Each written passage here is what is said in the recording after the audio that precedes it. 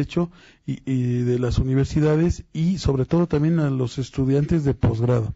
¿Qué se puede encontrar en el libro? Bueno, pues algunos aspectos importantes o básicos en torno a los cuales gira un proceso penal. ¿Qué es lo básico que toda persona implicada, involucrada en un proceso debe de saber? Grosso modo, si tú ves el libro es de 160 paginitas, es muy ligero, de lectura ágil y que no trae muchas citas o muchas situaciones que distraigan al lector sobre el punto al cual se va a tratar, sino tratamos de ser un poco concretos en relación a los temas. Y obviamente está basado en una trilogía que he ideado, conformado conforme a la ley, que tiene que ver mucho con el delito, la responsabilidad y las penas y medidas de seguridad. En torno a esa trilogía, una vez ubicada por la persona que tenga el problema, o incluso el juez, el fiscal o ministerio público que tenga que ver un problema, esa trilogía será el eje por el cual gire todo el conocimiento del proceso y del asunto, en el fondo de un asunto penal. Estoy, pues, de hecho aquí leyendo algunas líneas en el capítulo 2, generalidades sobre el delito, el estudio del delito. Muchas veces nos preguntamos como ciudadanos y aquí en el programa decimos, bueno, ¿qué es un delito? Y aquí viene. Voy a leer un pequeño párrafo. Nos dice: el delito es tan antiguo como la aparición del ser humano sobre la tierra. A nuestra consideración, los delitos más comunes fueron homicidio, robo y los de tipo sexual. Y sigue con una explicación muy amplia para entender lo que es el delito. Así es, el delito como esa figura, como esa conducta del ser humano que afecta, que lesiona, que transgrede derechos y que afecta a muchas personas, pues es el primer eje en el cual gira esta trilogía. Debe de ser un presupuesto necesario e indispensable que exista el delito para que posteriormente tengamos que ver quién es la persona implicada o involucrada en el mismo. Digamos como que es una cadena, primero un elemento, viene otro como un escalón. Sí. Y una vez que tengamos a la persona implicada o involucrada, tendremos que demostrar si él participó o no. Entonces lo importante es primero, ¿qué delito es? Robo, violación, secuestro, homicidio incluso. Y después, segundo, ¿quién es la persona que está implicada o involucrada en los actos, en los hechos? Y una vez que se demuestre su responsabilidad, pasaremos al tercer elemento, que será la aplicación de las penas. Toda persona que esté involucrada en un proceso penal debe saber esto, debe de conocerlo, porque entonces, teniendo idea de estos planteamientos, ya sabrá hacia dónde se orienta su debido proceso. Pues está muy interesante, muy completo este libro, doctor. ¿Dónde lo podemos encontrar? Bueno, pues ahorita vamos a tratar de ver un punto de distribución en el Tribunal Superior de Justicia. Se presentó el miércoles pasado con gran éxito y los comentarios de los señores magistrados pues son muy bien recibidos porque, bueno, tenemos que involucrar esto con la práctica. Y vamos a buscar un punto de venta en la Facultad de Derecho. Esperemos que ya una vez que tenga una editorial ya firme, podrá estar en venta en las librerías. Y aquí lo mantendremos al tanto de dónde va a estar este libro. Vamos a dar algunos de estos ejemplares más adelante, ya le diremos cómo le tiene que hacer para llevarse este libro, Mitos y Realidades de la Teoría del Delito. Doctor, pues también demos inicio para tratar este tema, que son los derechos de toda persona implicada en un proceso penal, y simplemente sobre la denominación. Se le ha llamado pues presunto culpable, acusado, imputado, en este caso implicada en un proceso penal. ¿Qué nos puede decir? Mire usted, en relación al tema de la presunción de inocencia y sobre la nueva fraseología o terminología que le pretenden dar, yo digo, bueno, a veces el término imputado suena muy agresivo. El presunto culpable o probable, responsable, el acusado incluso en una fase ya ahora con el nuevo sistema, para mí me parece un poco agresiva. ¿Cuál es la propuesta? Yo creo que lo importante no es criticar, sino es aportar. Yo considero que si en un momento dado adoptamos una fraseología más ligera, no agresiva, la persona puede tener un poco más de confianza en el proceso. Yo propongo que la persona se llame el implicado, Queda más sencillo y fácil de entender. Más sencillo y fácil de entender. Pero alguien me va a decir, Vianey, oye, sí, la víctima también es una persona implicada. El testigo también está implicado en los hechos. Y yo les contesto, efectivamente. Pero con la denominación del testigo no tenemos problema. El testigo será el testigo. La víctima u ofendido pues tendrá esa denominación. El problema ha surgido en relación al sujeto implicado o involucrado.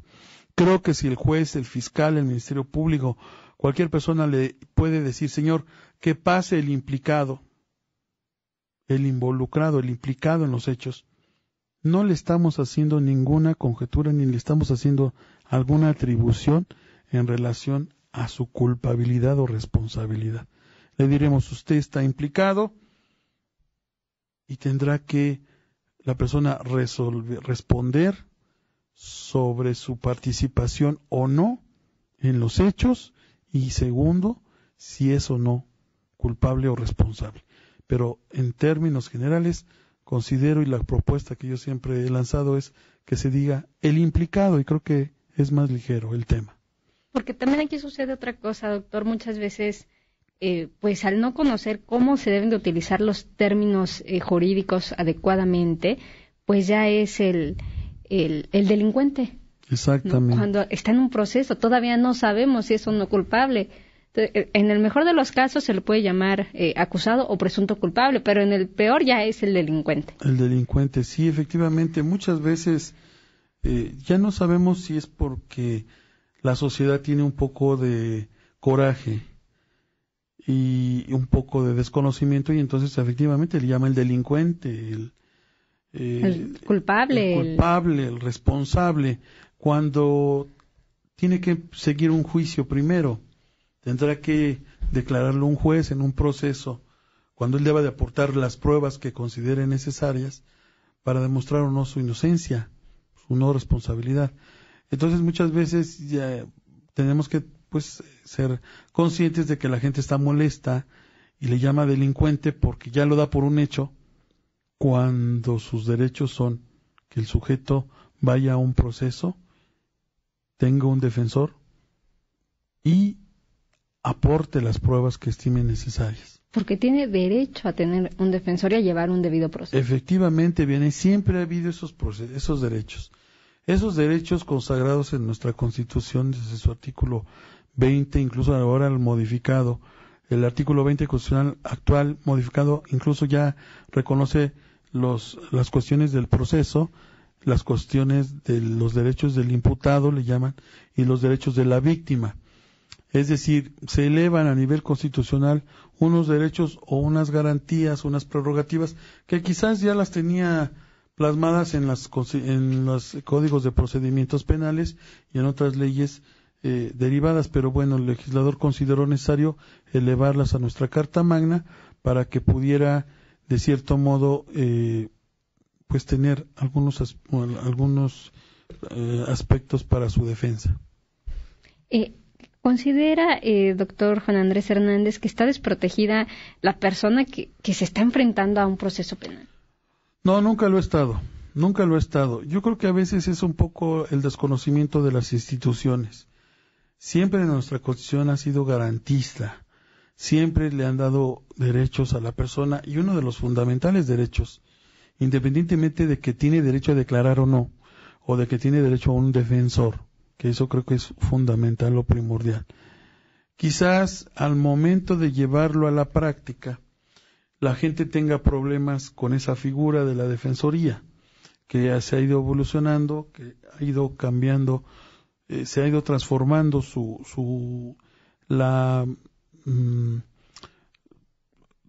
cara que había dado la defensoría ha variado, se ha modificado, se ha profesionalizado y creo que bueno, toda persona sabe que tiene derecho a tener un abogado y después de tener un abogado que lo asista, él sabrá si quiere declarar o no. Eso será un punto importante, que él conozca sus derechos. Todavía, mientras no cambie el sistema, que si no es un delito grave, que tendrá derecho a salir en libertad. Y esa situación hará que él enfrente el proceso o la investigación o la indagatoria en libertad. Aquí va a depender del caso en particular. Ahorita que nos mencionaba que sepa que tiene derecho a declarar o no declarar, pues muchas veces ni eso sabemos cuando llegamos a un proceso de esta naturaleza. No sabemos qué hacer, no sabemos si declaramos, no declaramos, si tiene que estar mi abogado, si ya llamé a un abogado, si mis familiares afuera saben que estoy aquí. Esto es a lo que nos enfrentamos, ¿no?, en la práctica. Tiene mucho que ver. Yo sé que puede ser que impacte el sistema, ¿no? El simple hecho de ser detenido y estar involucrado, implicado, creo que puede impactar mucho al sujeto, a la persona involucrada.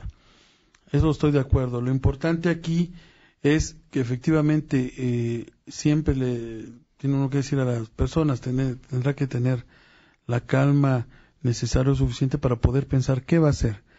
Tiene mucho que ver, obviamente juega mucho el papel de las autoridades involucradas en el tema, porque serán las primeras en hacerle ver que tiene derecho a un defensor, ya sea que él lo nombre o que el mismo Estado en las agencias del Ministerio Público le proporcione. Una vez que platique con él, es la persona que le dará la confianza y la orientación respectiva sobre el particular. Pero efectivamente, luego los familiares se preocupan, no saben qué situación está pasando su familiar, se adelantan, contratan abogados y bueno, llega a veces a haber hasta malos entendidos entre los mismos abogados, por lo mismo de que por un lado se está haciendo una gestión y por el otro lado los familiares piensan que con la persona que están contratando será la más ideal o la más idónea, y ahí vienen los problemitas. Pues nos vamos a ir ya, doctora, a nuestra primera pausa. Vamos a regalar 5 libros, Mitos y Realidades de la Teoría del Delito. Llámenos a los teléfonos en cabina y díganos su comentario acerca del tema de esta noche, los derechos de toda persona implicada en un proceso penal. Platíquenos si usted conoce estos derechos, si se ha visto involucrado en una situación de esta naturaleza, si sabía qué hacer. Déjenos su comentario al 5518-7760, una alada sin costo, 01800 58 18 248. Ya volvemos.